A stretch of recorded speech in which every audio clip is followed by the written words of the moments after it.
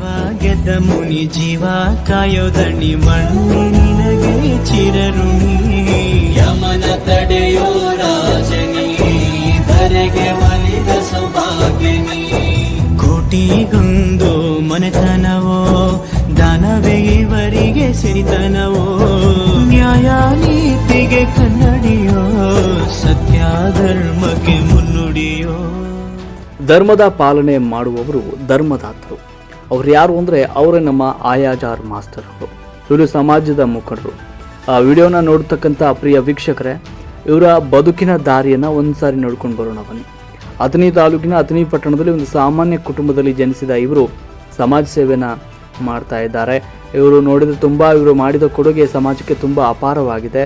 ಈ ಒಂದು ವಿಷಯ ನಾವು ಹೇಳಿಕೊಳ್ಳೇಬೇಕು, ಯಾಕಂದರೆ ಅದು ನಮ್ಮ ಆಶಯ ಕೂಡ. ಅಥಣಿ ತಾಲೂಕಿನಲ್ಲಿ ಸಮಾಜದ ಸೇವಕರಾಗಿ ಬಡ ಜನರ ಕಣ್ಣೀರು ಒರೆಸುತ್ತಾ ಸೇವೆಯಲ್ಲಿ ತೊಡಗಿಸಿಕೊಂಡವರು, ಯಾವುದೇ ಜಾತಿ ಭೇದ ಭಾವ ಇಲ್ಲದೆ ಸಮಾಜದಲ್ಲಿ ಸಮಾಜ ಸೇವೆಯನ್ನು ಮಾಡ್ತಕ್ಕಂಥವರು. JDS ಪಕ್ಷದಲ್ಲಿ ನಿಷ್ಠಾವಂತ ರಾಜಕಾರಣಿಯಾಗಿ ಎಂದೂ ಕೂಡ ಪುರಸಭೆ ಸದಸ್ಯನಾಗಬೇಕು ಅಂತ ಆಸೆ ಪಟ್ಟವರಲ್ಲ, ಶಾಸಕನಾಗಬೇಕು ಅಂತ ಅದನ್ನು ಕೂಡ ಆಸೆ ಪಟ್ಟವರಲ್ಲ.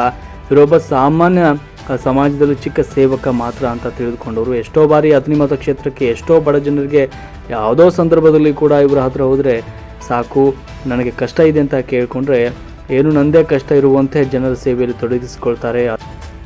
ಯಾರೇ ಬಂದರು ಎದುರ್ಯಾರೇ ನಿಂತರು ಪ್ರೀತಿ ಹಂಚುವ ಯಜಮಾನ, ಜೀವ ಹೋದರು ಜಗವೇನೇ ಅಂದರು ಮಾತು ತಪ್ಪದ ಯಜಮಾನ. ಅಥಣಿ ಮತಕ್ಷೇತ್ರಕ್ಕೆ ಹೊಳೆ ಬಂದ ಸಂದರ್ಭದಲ್ಲಿ ಎಷ್ಟೋ ಕುಟುಂಬದ ಬಡ ಜನರಿಗೆ ಆಸರೆ ಆಗಿದ್ದಾರೆ. ಅದೇ ರೀತಿ ನಮ್ಮ ದೇಶದಲ್ಲಿ ಕೊರೋನಾ ಅನ್ನುವ ಸಂದರ್ಭದಲ್ಲಿ ಕೂಡ ಎಷ್ಟೋ ಜನರಿಗೆ ಆಹಾರಗಳನ್ನು ನೀಡಿದ್ದಾರೆ, ಅನ್ನದಾತರು ಅನಿಸಿಕೊಂಡವರು. ಅದೇ ರೀತಿ ಇವತ್ತಿನ ಯುವಕರಿಗೆ ರಾಜಕಾರಣಿ ಅಂದರೆ ಏನು, ನಮ್ಮ ಹಕ್ಕುಗಳು ಅಂದರೆ ಏನು, ನಾವು ಜೀವಂತರಾಗಿರಬೇಕು ಅಂದರೆ ನಮ್ಮ ಹಕ್ಕುಗಳನ್ನು ಯಾವ ರೀತಿ ಪಡೆದುಕೊಳ್ಬೇಕು ಅನ್ನುವ ಹುಮ್ಮಸ್ಸನ್ನು ಮನಸ್ಸಿನಲ್ಲಿ ಮೂಡುವಂಥ ಮಾಡಿಕೊಟ್ಟಂಥ ನಾಯಕ ಅವರು. ಇವರು ಸಮಾಜದಲ್ಲಿ ಎಷ್ಟೋ ಹಲವಾರು ಯೋಜನೆ ವೇದಿಕೆಗಳು ಹೋದರೂ ಕೂಡ ಅದೇ ರೀತಿ ಈ ಸಂದರ್ಭದಲ್ಲಿ ನಾನು ಒಬ್ಬ ಸ್ವಾರ್ಥ ರಾಜಕಾರಣಿ ಅಂತ ತೋರಿಸಿಕೊಟ್ಟವರಲ್ಲಿ ಇವರು. ಇದನ್ನು ಯಾಕೆ ನಾವು ಹೇಳ್ಕೊಳ್ತೇವೆ ಅಂದರೆ, ಇವತ್ತಿನ ಸಮಾಜದಲ್ಲಿ ಒಂದು ಚಿಕ್ಕ ಮಕ್ಕಳಿಗೆ ಪೆನ್ನನ್ನು ಕೊಡಿಸಿಕೊಟ್ರೆ ಎಷ್ಟೋ ಮಾಧ್ಯಮದವ್ರನ್ನ ಕರೆಸ್ಕೊಂಡು ಅದನ್ನು ಹೇಳಿಸ್ಕೊಳ್ಳೋದು, ಹಾಗೆ ಫೇಸ್ಬುಕ್ ವಾಟ್ಸಪ್ಗಳಲ್ಲಿ ಅದನ್ನು ತೋರಿಸಿಕೊಳ್ಳುವುದು ಜನ ತುಂಬ ಇದ್ದಾರೆ ಅಂಥವರು. ಆದರೆ ಇವರು ಅವ್ರ ನಡುವೆ ಒಬ್ಬ ಮಾದರಿಯಾಗಿದ್ದಾರೆ. ಯಾಕಂದರೆ ಇವರು ಯಾವತ್ತೂ ಕೂಡ ತಮ್ಮ ಒಂದು ಕೆಲಸವನ್ನು ತೋರಿಸ್ಕೊಟ್ಟರಲ್ಲ. ಇವತ್ತಿನ ಯುವಕರು ಇಂತಹ ನಾಯಕರು ನಮಗೆ ಬೇಕು ಎನ್ನುವಂಥ ಆಸೆ ಹುಟ್ಕೊಳ್ತಾ ಇದೆ.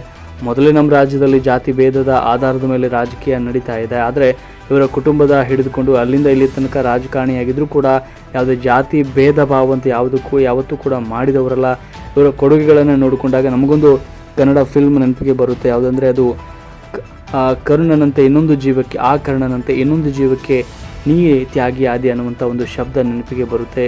ಅಥಣಿ ತಾಲೂಕಿನ ಮತಕ್ಷೇತ್ರದ ಜನರು ಇವರನ್ನು ಧರ್ಮದ ಗುರು ಅಂತ ಧನ್ಯವಾದಗಳನ್ನು ಹೇಳ್ತಿದ್ದಾರೆ.